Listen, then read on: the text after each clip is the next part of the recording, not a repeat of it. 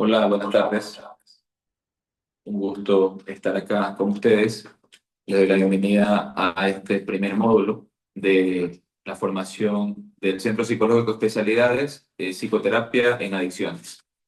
Vamos a ir navegando por este tema desde la evaluación diagnóstica en las conceptualizaciones principales que tenemos que comprender hasta arribar a un modelo por el cual podamos observar a través de la neuropsicología las adicciones, para ir comprendiendo cuáles son algunos de los mitos y cuáles son algunas de las realidades que encontramos desde el tratamiento psicoterapéutico, desde el enfoque psicológico.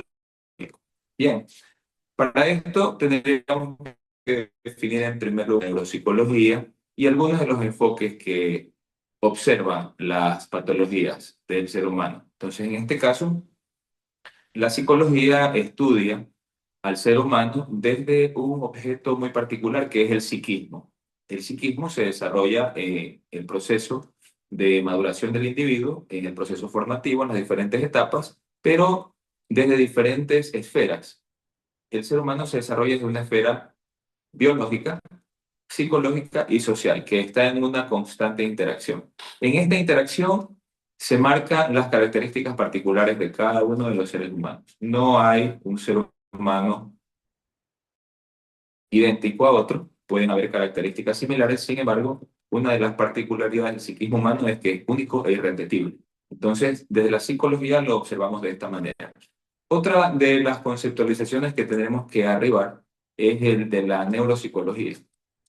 Si bien es cierto, la psicología estudia al ser humano desde el psiquismo, y ya les mencioné las diferentes esferas, la biológica, psicológica y social, entonces no podemos dejar de lado la parte biológica. Y dentro de esta biología, de este organismo que tiene el ser humano, del cuerpo, encontramos diferentes órganos y muchas estructuras. Entonces tenemos que situarnos específicamente en el cerebro, en el proceso de comunicación donde funciona todos los procesos superiores del ser humano.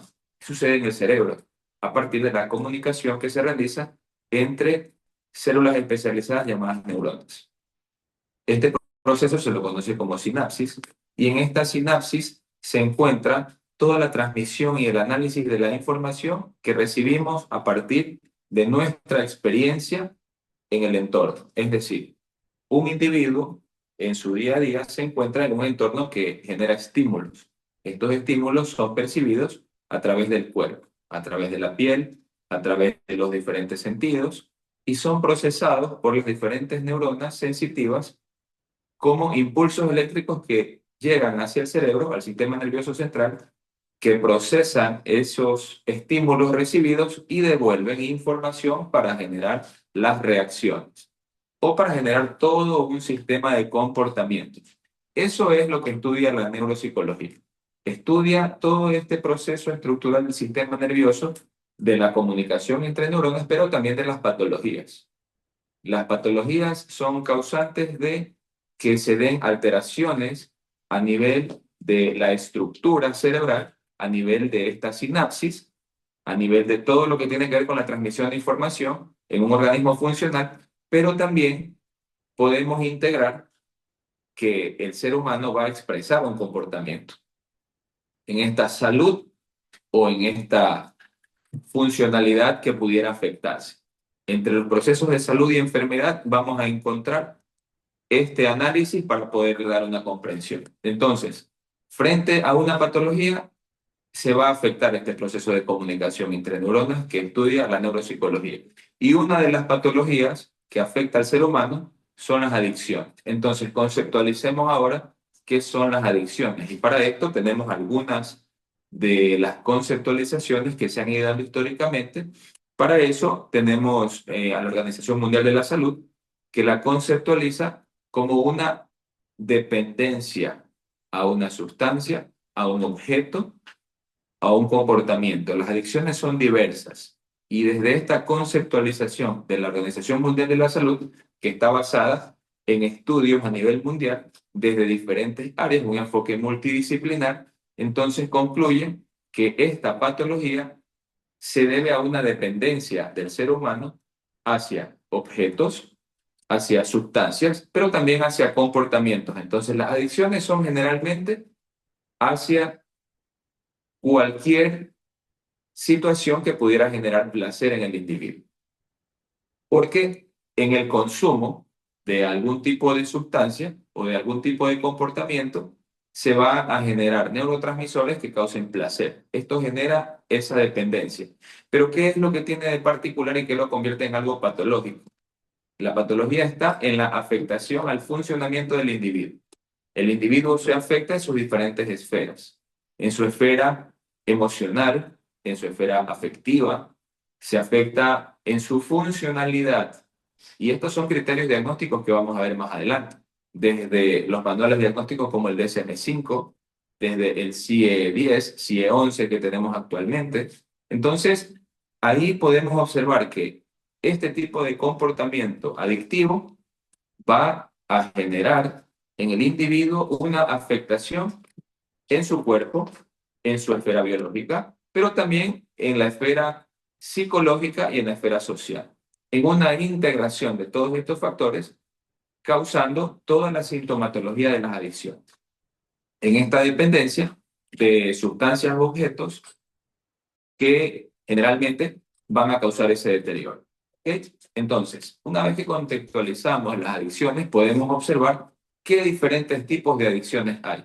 Y ahí encontramos adicciones a sustancias. Por ejemplo, la adicción al alcohol como una sustancia líquida que está legalizada en la mayor parte de lugares del mundo, pero también tenemos adicciones a sustancias ilegales, sustancias ilícitas, entonces ahí encontramos la adicción a la marihuana, a la cocaína, a las metanfetaminas y también adicción a fármacos, que son otro tipo de sustancias que son legales, pero que en un uso indiscriminado, que no esté regulado por los profesionales, en este caso los psiquiatras, que son los que administran o recomiendan en base a una valoración, entonces pudieran estos medicamentos ser usados de una manera que no es saludable e incluso también pudieran en un continuo de tiempo ya encontrarse un consumo que genere una dependencia. Es decir, el organismo del ser humano va a generar una dependencia del fármaco para su funcionalidad.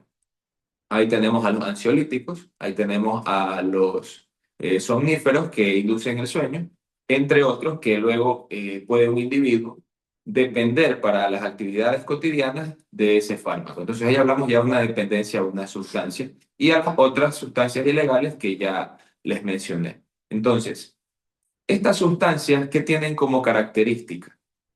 Estas sustancias todas van a actuar a nivel de los receptores dopaminérgicos, al mismo tiempo que generan los diferentes efectos que les he mencionado como efectos farmacológicos, pero también otras drogas como la cocaína, como la marihuana, como el alcohol, van a generar una producción y una secreción de dopamina, que es un neurotransmisor que da respuestas placenteras al organismo. Es decir, ingresa la sustancia y en el cerebro, en la funcionalidad, va a aparecer unos picos dopaminérgicos elevados, causando placer. La dopamina es un neurotransmisor que naturalmente es segregado y que no genera estos estados de placer. La encontramos en actividades como la alimentación, la encontramos en el deporte, hacer ejercicio, la encontramos en el arte, en el escuchar música, en las actividades que realiza el ser humano que le resultan placenteras. Y es ahí donde tenemos que ir encontrando. ¿Por qué si una sustancia causa una sensación placentera, entonces pudiera afectar a todo el organismo? El ser humano tiene en su sistema nervioso un subsistema que se llama subsistema de recompensas.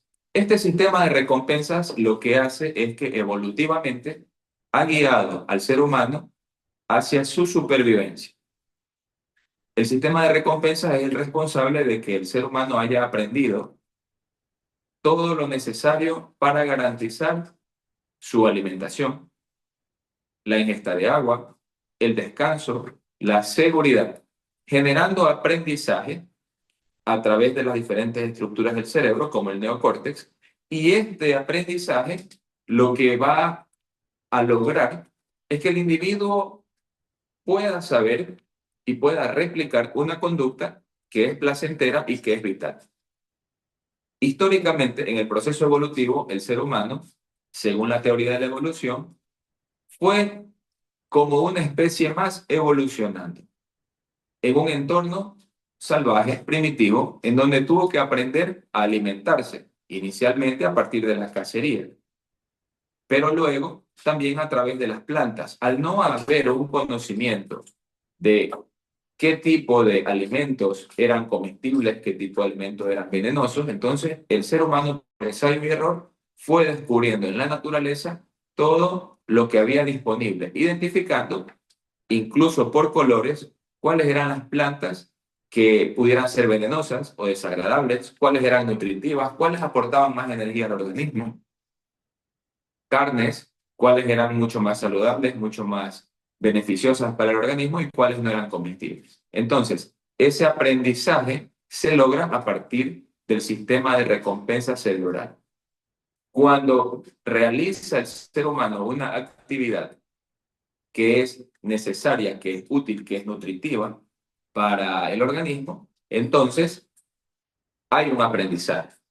Es un sistema de recompensas bastante eh, sencillo, que justamente cuando ingresa a la actividad placentera, entonces se replica. Al momento de ingerir los alimentos, el ser humano descubrió que alimentándose satisfacía la necesidad, llegaba a una saciedad y posterior a esa saciedad entonces había un relajamiento. Placer, satisfacción de la necesidad, pero posterior a eso el aprendizaje. Y así un bucle saludable. Cuando el ser humano experimentaba una sensación de agotamiento, entonces aprendía a descansar y a descansar en lugares cerrados. En estos lugares seguros, el ser humano comprendió que era un sistema de aprendizaje en el cual podría garantizar su continuidad como especie y que con el descanso adecuado iba a poder recuperar las energías y continuar. De la misma manera para la reproducción. El ser humano, para garantizar nuestra especie, logró adquirir comportamientos que garantizaban aparearse con otras especies humanas, en este caso un hombre con una mujer, garantizar que se pueda preservar la existencia. Y eso generaba un aprendizaje. La reproducción, el acto sexual, genera altas cantidades de dopamina, placenteras. Todas estas en un sistema de recompensas que es saludable, un sistema de recompensas adaptativo, como lo pueden observar en la imagen. En este sistema de recompensas adaptativo, si ustedes pueden mirar en cada uno de los recuadros, va a haber este refuerzo positivo natural, va a haber la satisfacción de la necesidad y va a haber una saciedad. En el acto sexual se experimenta un momento de satisfacción y de placer que permite que el individuo luego descanse. ¿Ok? Y de esa manera ese aprendizaje fue generando que la especie se garantice. ¿Qué sucede frente a estas necesidades básicas del ser humano cuando las necesidades que pudiera adquirir a través de ese sistema de recompensa no serían las adecuadas? En este sistema de recompensas no adecuado, en este sistema de recompensas no adecuado, lo que sucedería es que al entrar un estímulo, ingresa un estímulo que no es saludable, ¿ya? Un refuerzo sintético o un refuerzo natural, en este caso una sustancia adictiva, como ya vamos a ver en el siguiente recuadro, en este sistema de recompensas en la adicción, va a haber un refuerzo artificial. Es decir, una sustancia que naturalmente al ingresar al cuerpo va a causar placer. Altos picos de dopamina. Estos altos picos de dopamina van a inhibir la sensación de saciedad y van, por el contrario, a generar un mayor deseo. A mayores picos de dopamina, más deseo de consumo. Si esto lo traducimos a cualquier sustancia, entonces ahí podemos comprender a qué se debe ese consumo compulsivo que no para, al craving, a ese deseo que aparece incluso sin el consumo de la sustancia. El craving es la manera en la que se denomina a este deseo incontrolable por consumir, que está asociado desde la neurofisiología a las cantidades altas de dopamina que se segregan en el sistema nervioso central. Y al no haber este estímulo inhibitorio de saciedad, entonces la búsqueda se convierte en interminable. Es una búsqueda interminable y compulsiva, la que se genera ante una sustancia artificial en un sistema de recompensas de las adicciones. ¿Ok? Eso se puede observar en el comportamiento del adicto. El adicto siente, por un lado, ese deseo de consumir, recuerda, genera ese recuerdo de aprendizaje, tengamos en mente el sistema de recompensas, y al generar ese recuerdo ya siente placer, porque nuestro cerebro no discrimina entre la información que recibe, solamente recibe el estímulo placentero. Entonces, frente al recuerdo y ese estímulo placentero, hay una producción dopaminérgica, hay placer. Es como si a una persona que tiene hambre se le expone a un estímulo como el de la alimentación y en esa alimentación entonces la persona pudiera llegar a experimentar el gusto a través del olor y salivar, sentir deseo, sentir un gusto por la idea del consumo. Con la sustancia sucede exactamente igual. Aparece el craving, ese deseo incontrolable, y se empieza a sentir la satisfacción en la búsqueda, incluso de la sustancia que ya es todo un aprendizaje, porque ya se conoce cómo se va a conseguir, de qué manera se lo va a hacer, cuáles son las estrategias para garantizar que haya el consumo. Y así se retroalimenta ese sistema de recompensas que antes estaba destinado para que el ser humano pudiera sobrevivir, pero se da una superposición entre las necesidades, porque esta vez ya no está el ser humano buscando reproducirse como una necesidad biológica básica, no está buscando eh, alimentarse, satisfacer la necesidad de alimentación, sino que este sistema de necesidades ha puesto a una sustancia en una escala de necesidad alta como si fuera vital. Y así es como funciona el sistema de recompensas, ya que el sistema de recompensas justamente garantiza la búsqueda de aquello que identificó como una necesidad y como placer. Por otro lado, tenemos el síndrome de abstinencia. Ya tenemos por un lado el craving y el deseo de consumo, pero por otro lado tenemos un refuerzo negativo que sufre el adicto. El adicto, además de que desea consumir porque siente placer, no desea experimentar el dolor y el malestar que siente durante el síndrome de abstinencia. Y síntomas del síndrome de abstinencia son muchos, desde dolores de cabeza, dolores en el cuerpo, articulaciones, dolores de tipo artrítico, inflamación, deterioro a nivel intestinal que pudiera generar náuseas, diarreas, y en casos mucho más fuertes, dependiendo de la toxicidad de la sustancia, se pudieran experimentar convulsiones. Estas convulsiones son un evento que sucede a nivel cerebral en donde diferentes neuronas de manera sincronizada generan unas descargas fuera de control que luego en el organismo se observa como la sintomatología típica de las convulsiones. Entonces, movimientos fuera de control que pudieran llegar a lastimar a las personas a nivel de el cráneo, como golpes, si no estuvieran en un lugar seguro. Generalmente se trata de acomodar en el piso a las personas y evitar que se puedan mover de lengua. Y todos esos síntomas pudieran ser producto de la abstinencia. Entonces, la persona que depende o el adicto de una sustancia va a experimentar este síndrome de abstinencia y para no sentir, y para eso funciona el sistema límbico, para no sentir todos esos malestares, entonces consume. Y al ingresar la sustancia, esta sintomatología disminuye.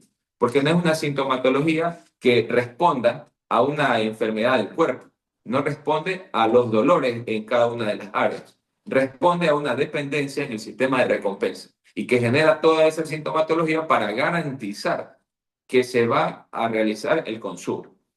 Ok, les he hablado del sistema de recompensas, acá lo pueden ustedes observar en su pantalla, y cada una de las áreas que está implicadas.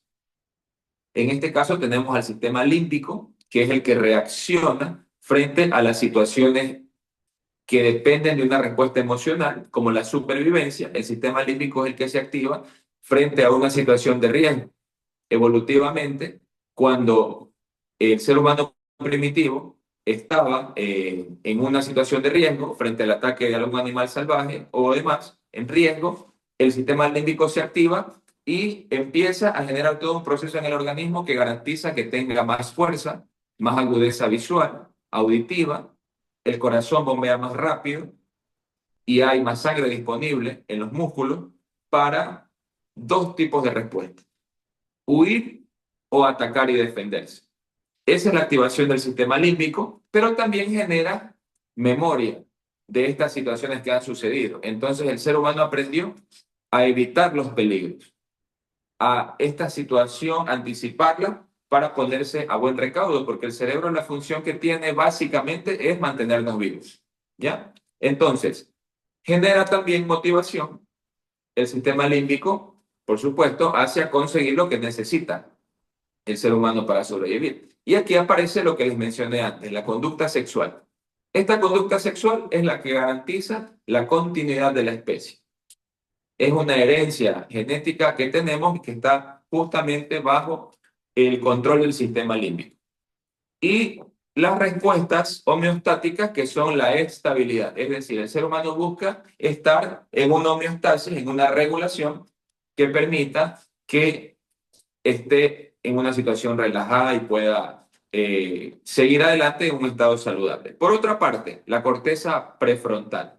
Esa es la encargada de los procesos superiores que tiene el ser humano, de la inteligencia, de la abstracción, del razonamiento, genera memoria y, por supuesto, causa que se tomen decisiones saludables en función de la supervivencia, pero también del desarrollo y el crecimiento humano. Todo este circuito de recompensas tiene diferentes áreas y sustancias, como la sustancia negra, como el área tegmental ventral, la amígdala, el córtex frontal, entre otros, que participan y juntos garantizan que el ser humano pueda cumplir con todos estos comportamientos que garanticen la salud, la alimentación, la reproducción y mantenerse a salvo.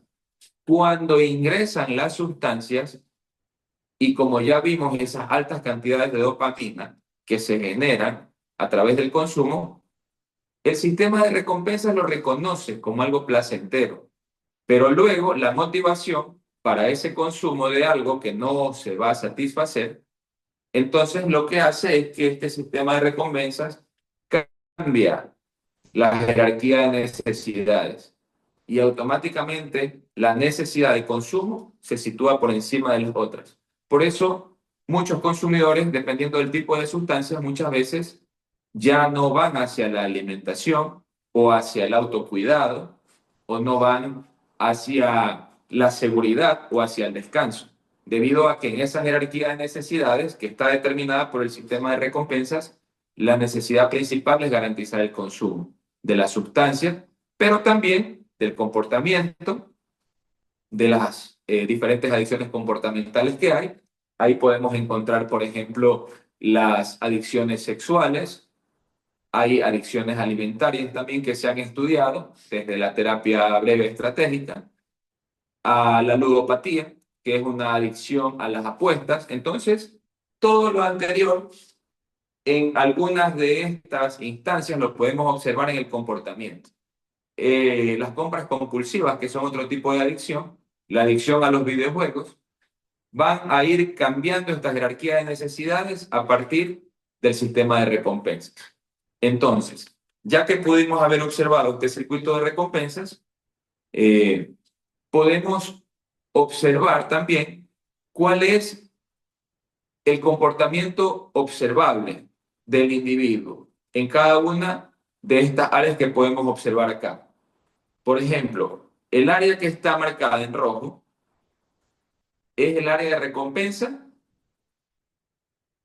de la predicción de la recompensa y del placer. En cambio, el área marcada en azul, que está más hacia el neocórtex, es el área de control cognitivo. En verde, también en el área del neocórtex pueden observar el área de motivación, de dirección de motivación o control de motivación, y en lila, de aprendizaje y de memoria.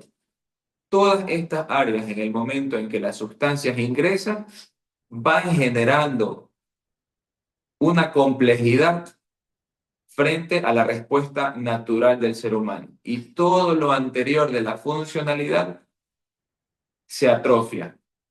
Y la sustancia o el comportamiento adictivo ingresa en una jerarquía de necesidades. Es por eso que cuando hablamos de un cerebro en un proceso de maduración, cuando los consumos inician a edad temprana, es mucho más complejo su tratamiento.